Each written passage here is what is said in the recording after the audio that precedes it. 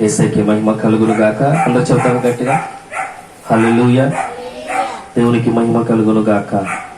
Praise the lord. మంచిది. మొదటిగా దేవుడు నన్ను, నా కుటుంబాన్ని, మన కుటుంబాలను సజీవ లెక్కలో ఉంచినందుకు యేసయ్యకి మహిమ కలుగును గాక. గట్టిగా చెప్తారా? ఆమేన్, హల్లెలూయా. రెండవదిగా ఆయన సన్నిధిలో ఉండటానికి దేవుడు మనకిచ్చిన గొప్ప కృపను బట్టి యేసయ్యకి మహిమ కలుగును గాక. ఆమేన్, హల్లెలూయా. మూడవదిగా ఈ ప్రాంత ప్రజల రక్షణ కొరకు, వారి యొక్క ఆత్మ రక్షణ కొరకు మరి దేవుడు మనందరినీ కూడా గొప్ప పాత్రలుగా వాడుకుంటున్నందుకు కూడా యేసయ్యకి మహిమ కలుగును గాక. ఆమేన్, దేవునికి మహిమ కలుగును గాక. మంచిది. మరి రోజున కొన్ని విజ్ఞాపనలు తెలియపరచాలనుకుంటున్నాను. ఒకటి, మన సిస్టర్ గారు క్రాంతి గారిని మన సోదరనగర్లో ప్రార్థన పెడతాం. మరి వారి యొక్క తమ్ముడు గారు చనిపోయారు నిన్నటి సాయంత్రం వేళ. మరి ఆ కుటుంబాన్ని మరి దేవుడు ఆదరించాలని, మరి నిన్నటి కాలం యవనస్తుల మధ్య జరిగినటువంటి గొడవలో కొంతమంది యవనస్తులు తనని కొట్టడం వల్ల చనిపోయాడు. మరి అనేక మంది యవనస్తులు కూడా ఇటువంటి ప్రమాదకరమైనటువంటి స్నేహాల మధ్య తిరుగుతున్నారు. వారి ప్రాణాలకు సురక్షితం లేని పరిస్థితి. Praise the lord. కాబట్టి ఆ కుటుంబాన్ని దేవుడు ఆదరించాలి. మరి ఆ తమ్ముడు లేని లోటు ఎవరు తీర్చలేరు, కానీ ఆ కుటుంబాన్ని దేవుడు మరి ఆదరించాలని అందరూ కూడా మనం ప్రార్థన చేద్దాం. మన ప్రార్థన అయిపోయిన తర్వాత చివరిలో, అలాగే నిన్నటి కాలం అనేకమైన ప్రాంతాల్లో భారీ రోడ్డు ప్రమాదాలు జరిగినాయి. వేరే వేరే రాష్ట్రాల్లో, వేరే వేరే ప్రాంతాల్లో భయంకరమైన రోడ్డు ప్రమాదాలు. అనేక మంది చనిపోయారు. మరి అనేక మంది క్షతగాత్రుల గాయాల చేత కొట్టుమిట్టాడుతున్నారు. నిన్న సాయంత్రం మన కట్ట మీద కూడా ఒక రోడ్డు యాక్సిడెంట్ జరిగింది. మరలా మన బ్రదర్ వంశీకి కూడా నిన్న రోడ్డు ప్రమాదం జరిగిందని ఇప్పుడు తెలుసుకున్నాను. మరి అనేకమైన పరిస్థితుల్లో అనేక మంది యవన బిడ్డలు కూడా గాయాల పాలవుతున్నారు, లేదా ప్రాణాలు పోగొట్టుకుంటున్నారు. ఈ రోజున దేవుడు మన శుక్రవారం జ్ఞాపకం చేసుకున్నట్లుగా దినములు చెడ్డమైపోయినాయి. ఆ చెడ్డ దినాలను మంచిగా మార్చగలది కేవలం మన ప్రార్థన మాత్రమే. హల్లెలూయా, హల్లెలూయా. కాబట్టి మనమంతా కూడా వారందరి కొరకు ప్రార్థన చేద్దాం. మరి దేవుడు ఆయన కృపను మన మీద చూపించాలని, యవన బిడ్డలను కూడా మార్పు చెందాలని, చెడ్డ స్నేహాల నుంచి వాళ్ళందరినీ కూడా బయటికి తీసుకురావాలని మనం అంతా కలిసి ప్రార్థన చేద్దాం. చేద్దామా? సరే, వాక్య భాగంలోనికి మనం వెళ్ళిపోదాం. కీర్తనల గ్రంథము 99వ కీర్తన 8వ వచనం.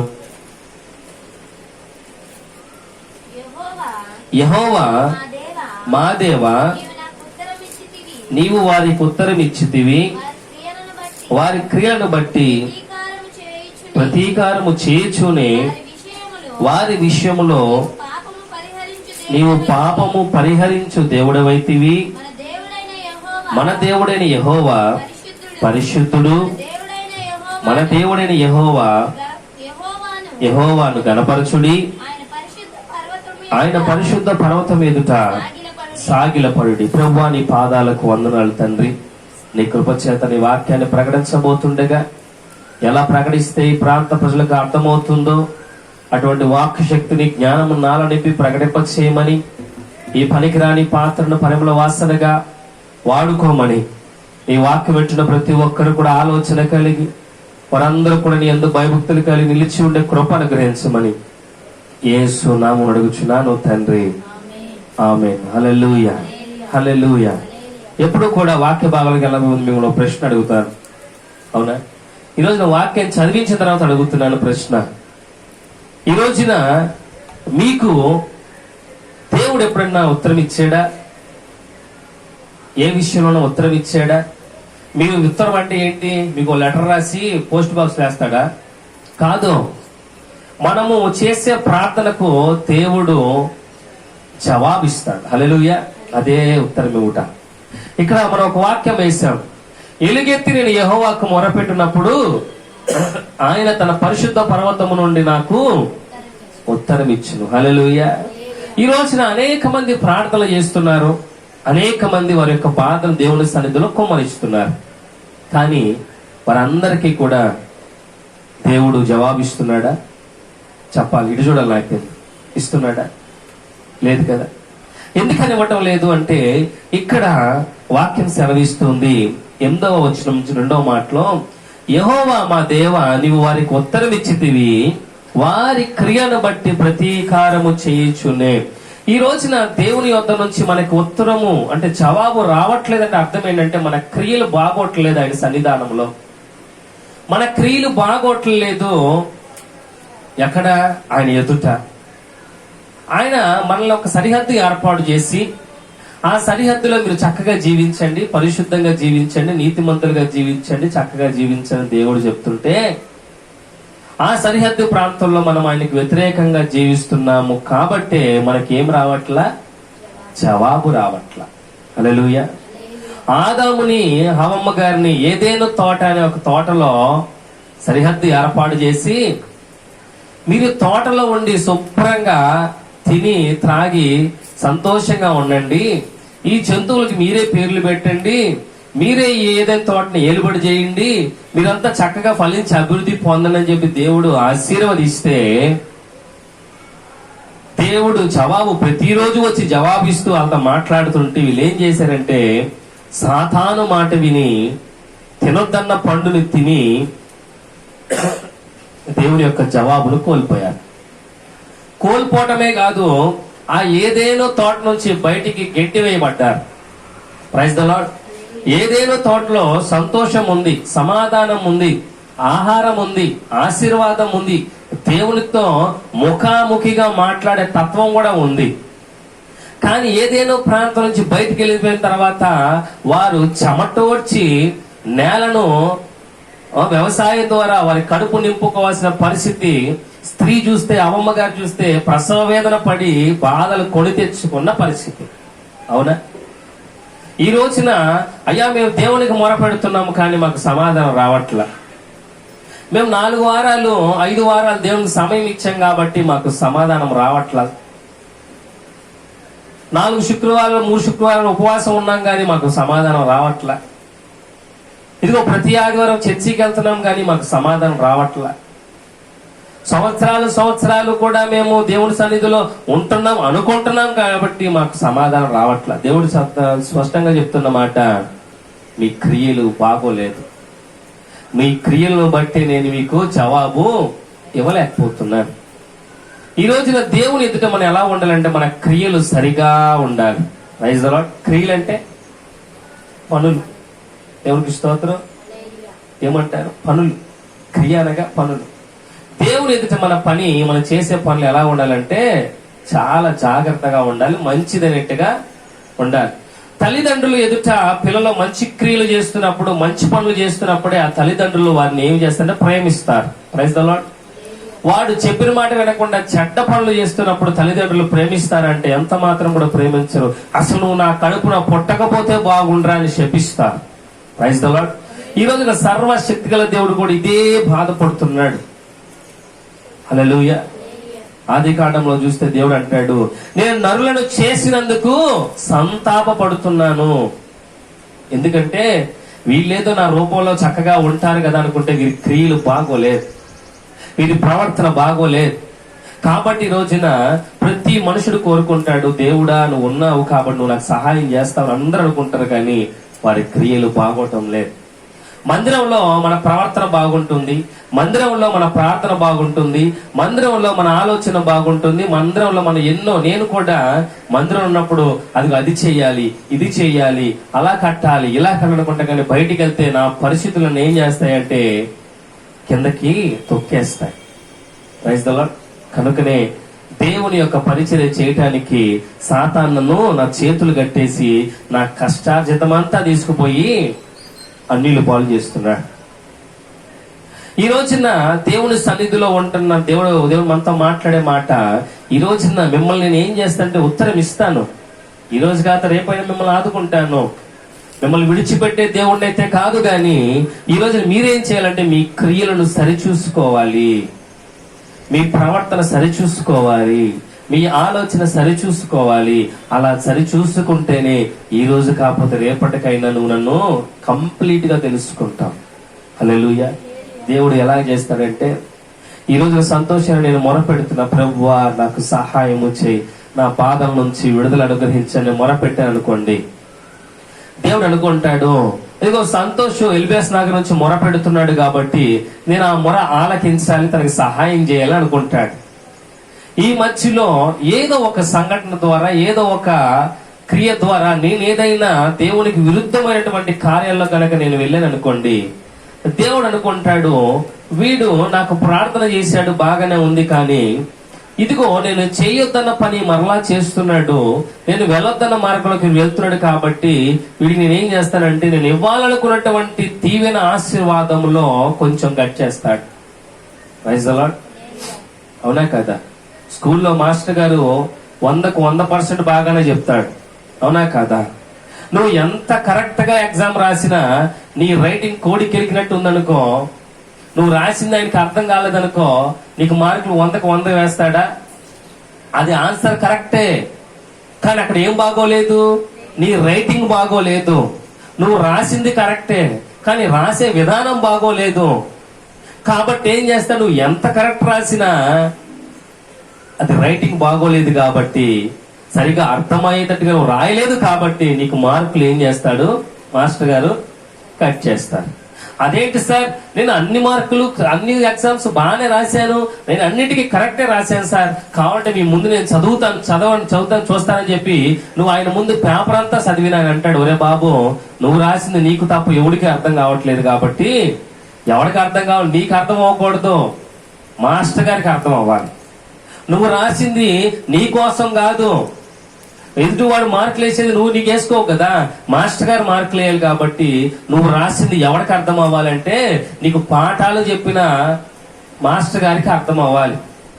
అప్పుడే మాస్టర్ గారు పోనీలేరా బాబు బాగా రాసని చెప్పేసి 100కు 100 మార్కులు వేసి వెరీ గుడ్ అని కూడా కింద రాస్తాడు. హల్లెలూయా.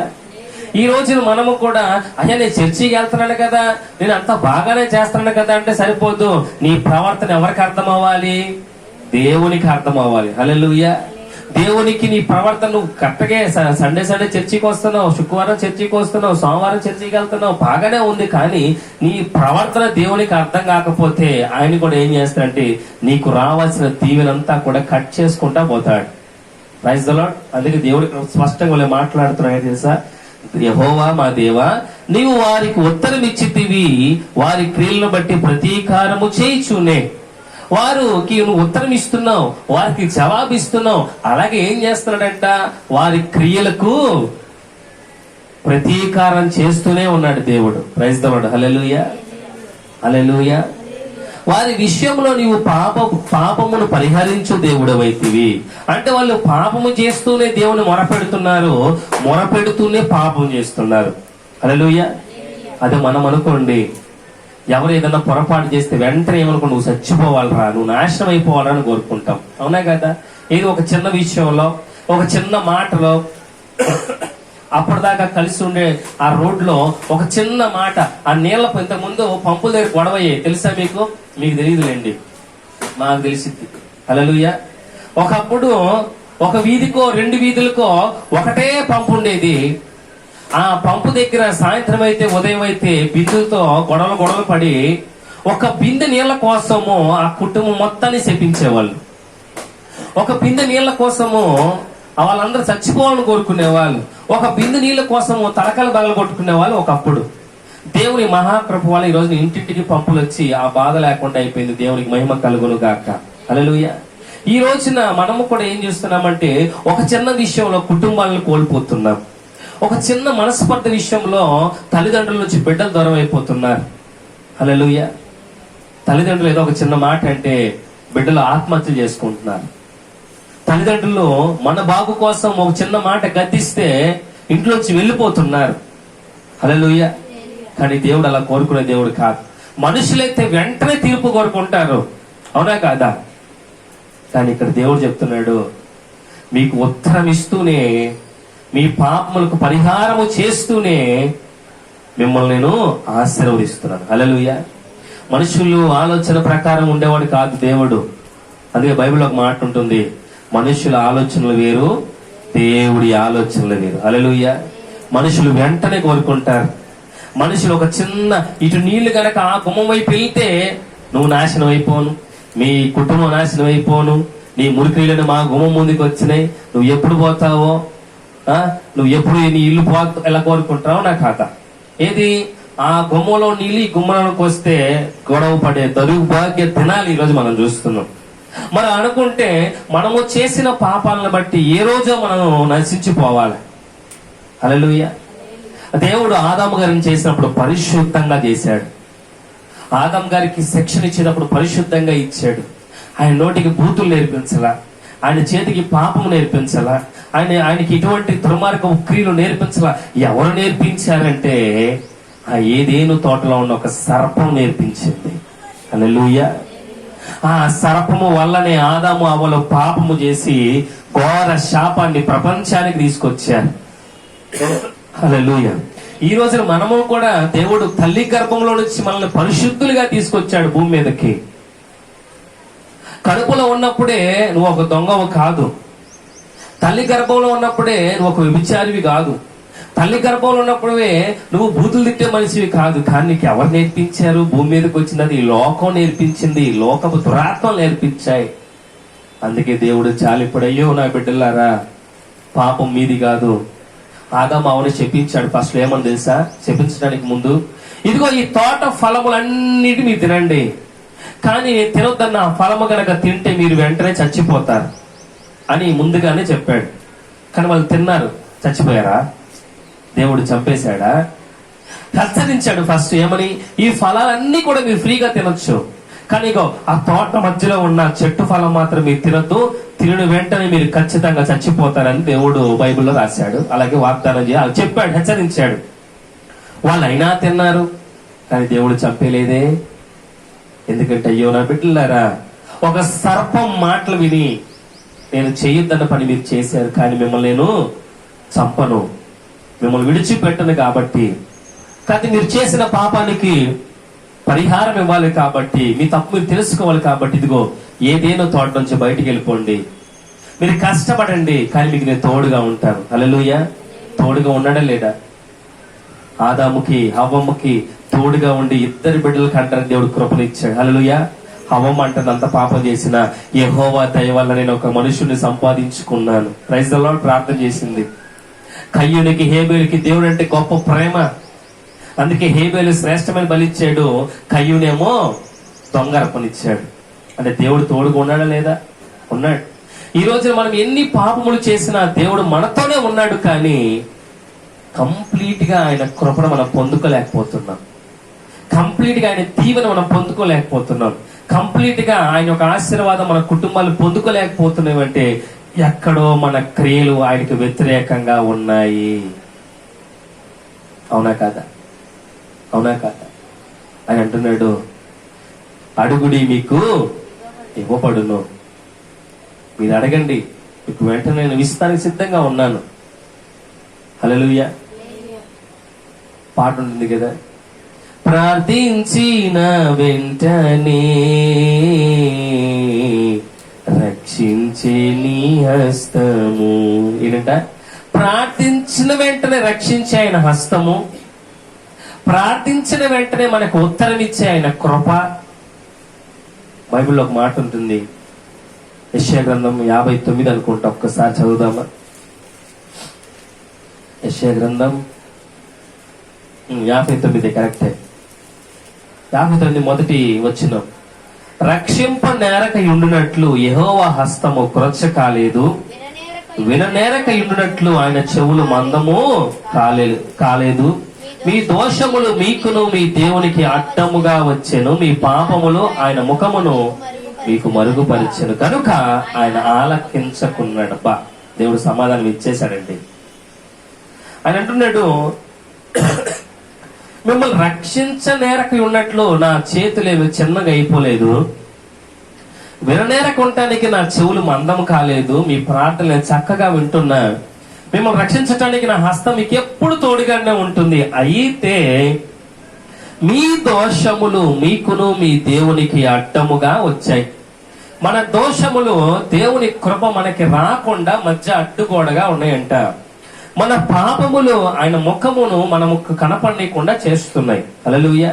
ఈ రోజున ప్రార్థన చేయడానికి మోకరించినప్పుడు మనకు మొదటగా కనపడేది ఏంటంటే మనం చేసిన పాపములు, అతిక్రమాలు, బూతులు, లేకపోతే ఏమన్నా ముందు కనపడదు. అందుకే వెంటనే ఏం చేస్తామంటే ప్రార్థన చేయడానికి ఎక్కువసేపు ప్రార్థన ఉండలేకపోతాం. అవునా? ఏమీ లేవనుకోండి, నువ్వు మోకరిస్తే గంట అవుతుందో 2 గంటలు అవుతుందో తెలియదుగా నువ్వు ప్రార్థనలోకి అలాగే వెళ్ళిపోతావు. హల్లెలూయా. ఎన్నో విషయాల కోసం ప్రార్థన చేస్తావు, ఎన్నో విషయాల కోసం పోరాడతావు, నీ కుటుంబం కోసం ఇంకా పోరాడతావు. ఈ రోజున దేవుడు చెప్తున్నాడు, ఎలుగెత్తి నాకు మొరపెట్టండి, నేను నా పరిశుద్ధ పర్వతం నుంచి మీ అందరికీ ఉత్తరం ఇస్తాను, మీ అందరికీ జవాబిస్తాను, మీ అందరికీ సహాయం చేస్తాను. అయితే మీ క్రియలు సరి చేసుకోండి. అవకాశం ఇస్తూనే ఉంటాడు దేవుడు, ప్రతిరోజు ఇస్తాడు, ప్రతి క్షణం ఇస్తాడు. ఇస్తున్నాడు కదా అని మనం ఏం చేయకూడదు అంటే ఓవర్ యాక్షన్ చేయకూడదు. హల్లెలూయా.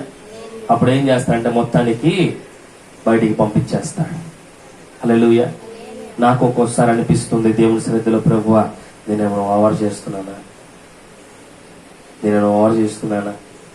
అది కావాలి, ఇది కావాలి, ఇది కావాలి, ఇది కావాలని చెప్పి నేనేమన్నా ఓవర్ చేస్తున్నానా, ఏమో నేను ఎక్కువగా అడుగుతున్నానా, లేకపోతే ఎక్కువగా ఆలోచన చేస్తున్నానా, నువ్వు నాకు ఎంత ఆలోచించరా అంటే నేను ఈ ఆలోచన కంటే ఎక్కువగా ఆలోచించేస్తున్నానా. నేను ఒక్కోసారి ఆలోచన ఎలా ఉంటుందంటే గొప్ప ఆలోచన చేస్తా, ఊహలోకి వెళ్ళిపోతాను. ఎక్కడికి ఊహలోకి వెళ్ళిపోతానంటే ప్యాడ్ వచ్చేసినట్టుగా, పెద్ద పెద్ద మీటింగ్లు పెట్టేసినట్లుగా, జేబీఎల్ బాక్సులు కొనుక్కున్నట్లుగా, ఇలాగా ఎక్కువ ఆలోచనకి వెళ్ళిపోతా ఉంటాయి. అంటారు, దేవా ఓవర్గా ఏమైనా ఆలోచన చేస్తున్నానా? నీ మందిరం కొరకే కదా ప్రభువా. హల్లెలూయా. నీ మందిరం అంతా సమృద్ధికరంగా ఉంటే రేపు రోజున ఈ మందిరం నుంచి అనేక మంది సేవకులకి సహాయం పంపించాలనే కదా ప్రభు నా ఆలోచన దేవుని అడుగుతారు. అందుకే దేవుడు అంటాడు, ఇప్పుడే కాదురానా, నీకు కొంత సమయం. హల్లెలూయా. అప్పటిదాకా నువ్వేం చేయి, నీకు ఇచ్చిన చిన్న బాక్సులతోనే జాగ్రత్తగా నా పరిచర్య చేయి. హల్లెలూయా. ఈ రోజున మనము దేవుణ్ణి అడగాల్సింది నిజాయితీగా అడగాలి, అది కూడా మన క్రియలు సరి చేసుకొని అడగాలి. హల్లెలూయా. ఈ రోజు మన ఒంటికి బురద అంటుకుందనుకో, ఆ బురద కనుక్కోకుండా స్కూల్లోకి వెళ్తే రాణిస్తారా? పోనీ మీ ఇంట్లోకి వెళ్తే రాణిస్తారా? ఏ ఇంటికి వెళ్తే రాణిస్తారా? కూర్చోమంటారా? బురద ఒంటితో ఉన్నప్పుడు ముందుకెళ్ళి స్నానం చేసి శుభ్రపరచుకొని మళ్ళీ మంచి బట్టలు వేసుకోనరా అంటారు. అవునా కాదా? ఈ రోజున దేవుని సన్నిధిలో కూడా నీకు ప్రత్యుత్తరం ఇవ్వాలంటే, దేవుడి దగ్గర నుంచి జవాబు కావాలన్నా, దేవుడి దగ్గర నుంచి నీకు ఏదైనా క్రియలు జరగాలన్నా నువ్వేం చేయాలి? మొదటిగా నీ క్రియలు శుభ్రపరచుకోవాలి. హల్లెలూయా. అది ఏ విషయమైనా. ఎందుకంటే మనుషుడు అన్నాక ఎక్కడ ఒక చోట పడతాడు, లేదా ఒకడు పడేస్తాడు నిన్ను.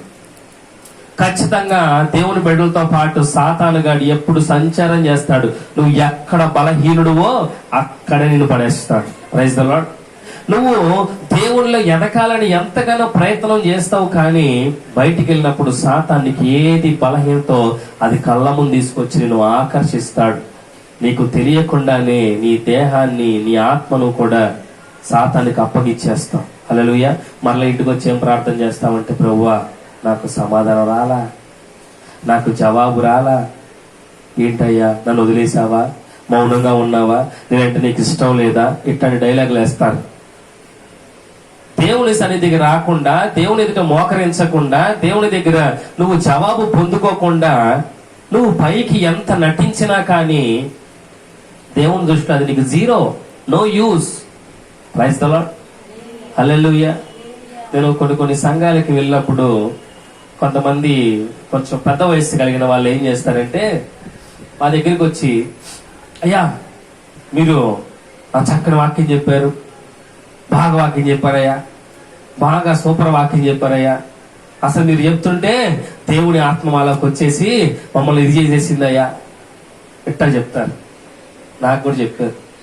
హల్లెలూయా. కొన్ని ప్రాంతాలకు వాక్యం ప్రకటించడానికి వెళ్ళినప్పుడు అనేక మంది దగ్గరికి వచ్చి, బాబు నీ వాక్యం చాలా బాగుంది, నిన్ను చూస్తుంటే ఎవరిని చూస్తుంటే కనపడుతున్నారంట, యేసయ్యే వచ్చి, ఎవరిని చూస్తుంటే, నన్ను చూస్తుంటే యేసయ్యే వచ్చి వాక్యం చెప్తున్నట్టుగా ఉంది బాబు, దూరం నుంచి అలాగా చూస్తుంటే నీ వాక్యం వినే కొద్ది వినాలనిపిస్తుందయ్యా, నువ్వు చెప్పేదంతా నా కోసమే అని చెప్పిన తల్లుల గురించి తర్వాత ఎంక్వైరీ చేస్తే తెలిసింది వాళ్ళు గొప్ప నటులంట. హల్లెలూయా. మందిరంలో ఏ సేవకుడు వచ్చినా ఇదే మాట చెప్తారంట. హల్లెలూయా. ఏ సేవకుడు వచ్చినా కానీ ఇదే మాట చెప్పి సేవకుడి గొప్ప కొరకు ఎదురు చూస్తారు. సంఘాలకు సరిగ్గా వెళ్ళరంట. ఓకేనా? వాళ్ళకి వీలుంటే దేవుని సన్నిధికి వస్తారు, వాళ్ళకి వీలు లేదనుకో వాళ్ళ సొంత పనులకి వెళ్ళిపోతారంట. పాస్టర్ అడిగితే మాత్రము, అయ్యో దేవుని సన్నిధిని వదిలిపెట్టేవాడిని కాదయ్యా, ఇదిగో ఆ మహాతల్లి నన్ను అటు తీసుకెళ్లి నన్ను ఆ రోజున ఎంత బాధపడ్డానో ఆదివారం మందిరం రావాలని ఎవరు తీసుకెళ్లారు? ఆ పక్కన ముసలావిడ నన్ను తీసుకెళ్లిపోయిందయ్యా, లేకపోతే ప్రాణం పోయిన మందిరం మానయ్యా. ఇవన్నీ ఉత్తిదే, నువ్వే ఆమెను తీసుకెళ్ళి ఉంటావు. దేవుడు అన్నాడు, నీ క్రియలు సరి చేసుకో, నీ ప్రవర్తన సరి చేసుకో. నీ మాయ మాటలు పాస్టర్ గారు నమ్ముతారేమో గాని దేవుడు నమ్మడు. ప్రైజ్ ది లార్డ్, హల్లెలూయా. నీ గొప్పలు నీ ఇరుగు పొరుగు వారి దగ్గర చెల్లుతీయేమో కానీ దేవుని దగ్గర చెల్లవు. దేవునికి స్తోత్రం కలుగును గాక. ఈరోజు నాకు మాట అన్నారా, ఒక 5 నిమిషాలు ఎదుటితో మాట్లాడితే వాడు ఎలాంటి వాడు ఈజీగా కనిపెట్టే మనుషులు అయిపోయాం మనం. హల్లెలూయా. ఒక 5 నిమిషాలు ఎదుటివాడు కొత్త వాడితో మాట్లాడితే వీడు ఎలాంటి వాడో మనమే ఏం చేస్తాం, మార్కులు వేస్తాం. అబ్బో వీడు పెద్ద సొల్లుగాడనో, అబ్బో వీడు గొప్పలు చెప్పేవాడేమో, అది వీడు అంత అబద్ధాడని మనం 5 నిమిషాలు మాట్లాడితే చెప్పే జ్ఞానం దేవుడు మనకి ఇచ్చాడు. ఎందుకంటే చిత్తపాటు అవటం కోసం. జాగ్రత్త, తోడేళ్ల మధ్యకు మిమ్మల్ని పంపిస్తున్నాను కాబట్టి మీరు చాలా జాగ్రత్తగా పావురంలాగా నిష్కపటంగాను పాములాగా వివేకముగాను నువ్వు ప్రవర్తించుకుంటా వెళ్ళాలి. నీ పరిశుద్ధత కాపాడుకుంటూనే పాము ఎలా వెళ్తా తెలుసా, అంత గమనించుకుంటా వెళ్తుంది. హల్లెలూయా. ఎటు నుంచి ఎవడొస్తున్నాడు, ఎవడు హాని చేస్తున్నాడని ఆ పాము ఏం చేస్తుందంటే గమనించుకుంటా ఆన్ ద స్పాట్ అది నిర్ణయం తీసుకుంటుంది. తెలుసా మీరు ఏం చేస్తుంది? సైలెంట్ గా పోతూనే దానికి కలిగే ప్రమాదాన్ని గమనించి వెంటనే అది సజెషన్ విత్ ఇన్ సెకండ్ లో అది ఒక ఆలోచన కలిగి వెంటనే అది ఏం చేయాలో అప్పటికప్పుడు నిర్ణయం చేసుకుంటది. పావురము నిష్కపటంగానే ఉంటుంది, పరిశుద్ధంగా ఉంటుంది. దేవుడు అంటున్నాడు, పావురం లాగా మీరు పరిశుద్ధంగా నిష్కపటంగా ఉంటూనే, స్వార్థం లేకుండా ఉంటూనే, మీకు కలగబోయే ఆపద నుంచి తప్పించుకోవడానికి పాములాగా ఆలోచించండి. హల్లెలూయా. దేవుడే చెప్తున్నాడు ఇలాగా. దేవునికి మహిమ కలుగును గాక. కాబట్టి దేవుని సన్నిధిలో ఉన్నటువంటి మీ అందరితో కూడా దేవుడు చెప్పే గొప్ప ఆలోచన, మీ క్రియలు సరిగా చూసుకోండి. మీ క్రియలు సరిగా లేనప్పుడు నువ్వు ఎంత ప్రయాసపడ్డా దేవుడి దగ్గర నుంచి నీకైతే ఎటువంటి సహాయము కూడా రాదు. నువ్వు అడిగేది నిజాయితీగా అడగాలి, నీ మాట నిజాయితీగా ఉండాలి, నువ్వు ప్రవర్తించే ప్రవర్తన సరిగా ఉండాలి, నీ క్రియలు కూడా సరిగా ఉండాలి. అప్పుడే నువ్వు ఏం చేయబోదావు, దేవుని సన్నిధిలో వర్ధిల్లుతావు, ఆశీర్వించబడతావు. ఒక ఉన్నతమైన స్థితిలో దేవుడు నిన్ను తీసుకొని వెళ్తాడు. హల్లెలూయా. చాలా మంది చూడండి, బైబిల్ చేతిలో ఉన్నప్పుడు ఒకలాగా మాట్లాడతారు, బైబిల్ ఇంట్లో పెట్టిన తర్వాత ఒకలాగా ప్రవర్తిస్తారు. అవునా కదా? చూసే వాళ్ళు ఏమనుకుంటారు, అబ్బాయి చూడమ్మా నిన్నంతా ఒకలాగా మాట్లాడింది, ఈరోజు నోరు బయటపడింది అని. అలాంటి వాళ్ళ వల్ల దేవుని యొక్క బిడ్డల వల్ల విలువ తగ్గిపోతుంది. Praise the lord. దేవుడు ఎక్కడి నుంచి సమాధానం ఇస్తాడు నీకు, ఎక్కడి నుంచి నీకు ఆరోగ్యం ఇస్తాడు, ఎక్కడి నుంచి నీ అప్పుల ఆర్థిక సమస్య నుంచి బయటికి ఎలా తీసుకొస్తాడు, నువ్వు సరిగ్గా ఉంటేనే కదా. అవునా కాదా?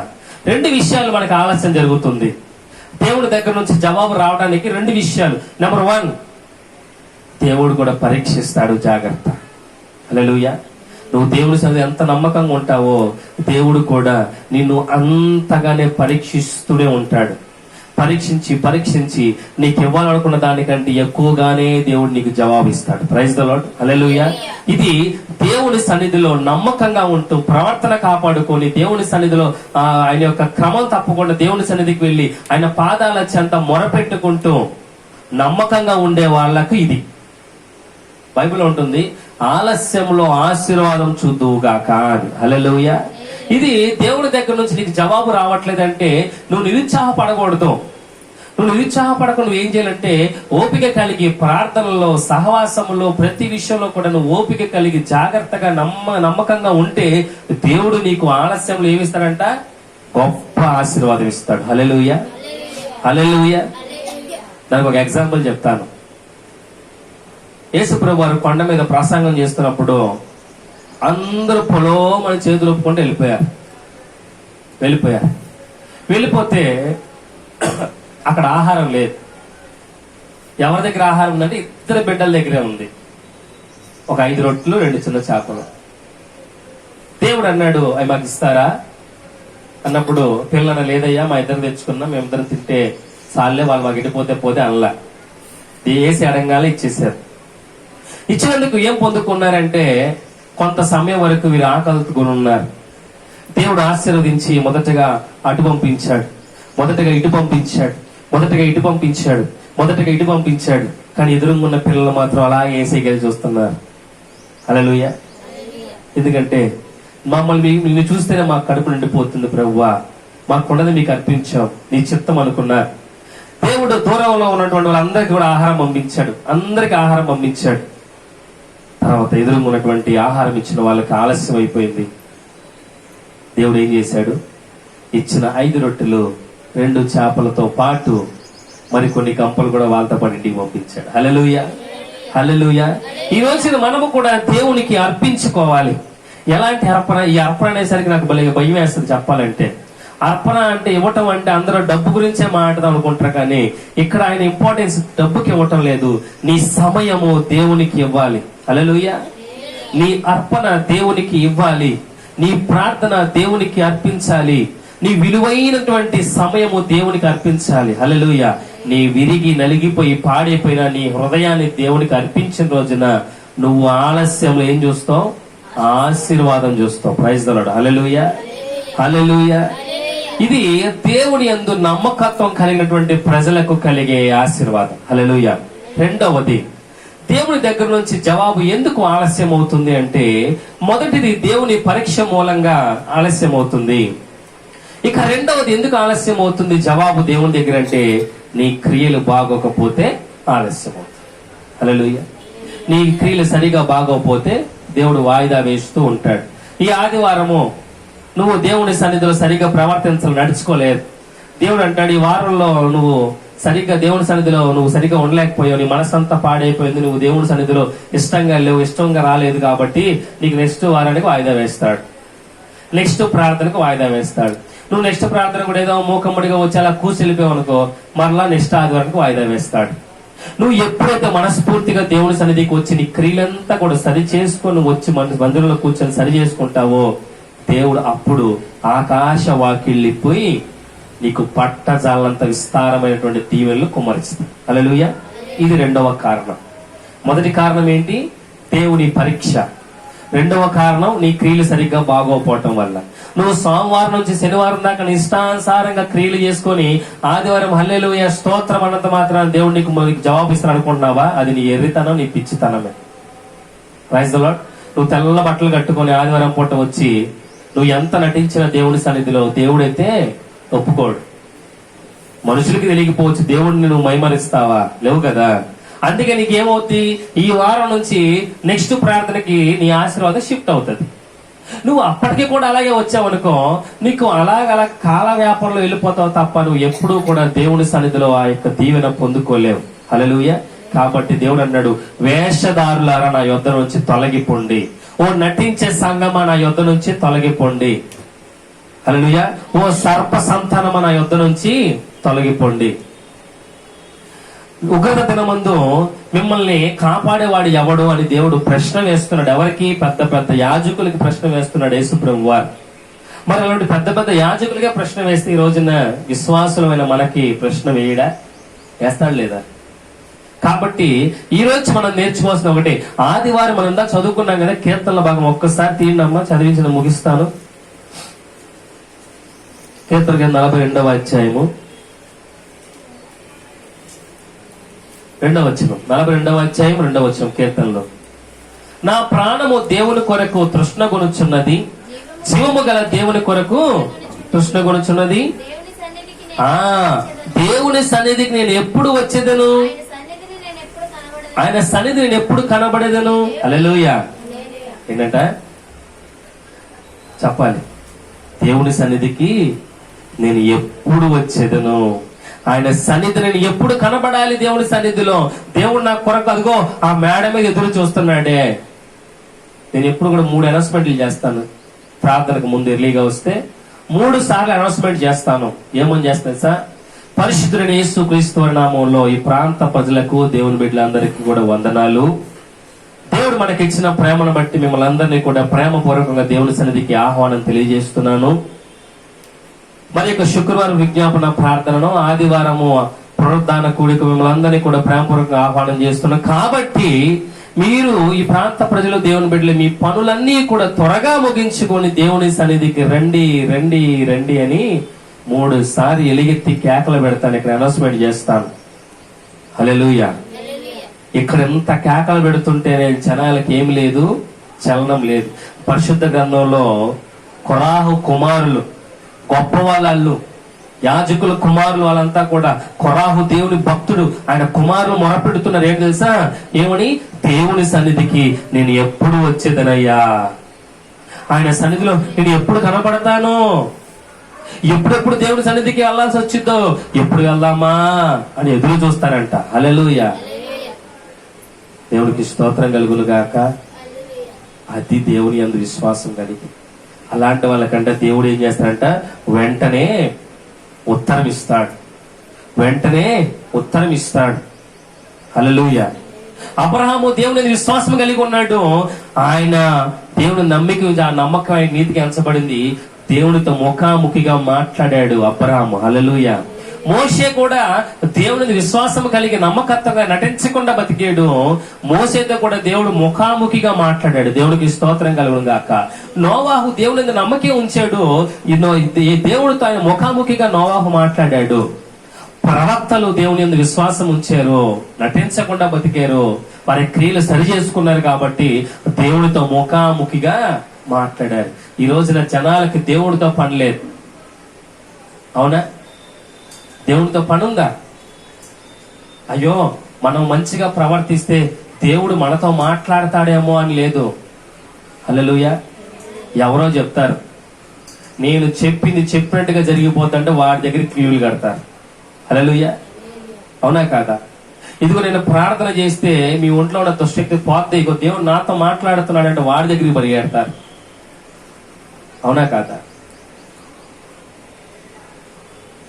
ఈ రోజున దొంగ మనుషులను, దొంగ ప్రవక్తలను, దొంగ బాబాలను నమ్ముతున్నారు తప్ప, అయ్యో దేవుడు నాతో ఎప్పుడు మాట్లాడతాడా, నాతో మాట్లాడితే బాగుండు కదా, వాడెవరితోనే మాట్లాడితే నేను వాడి దగ్గరికి వెళ్ళటం ఏంటి, నాతో మాట్లాడాలి కదా దేవుడు.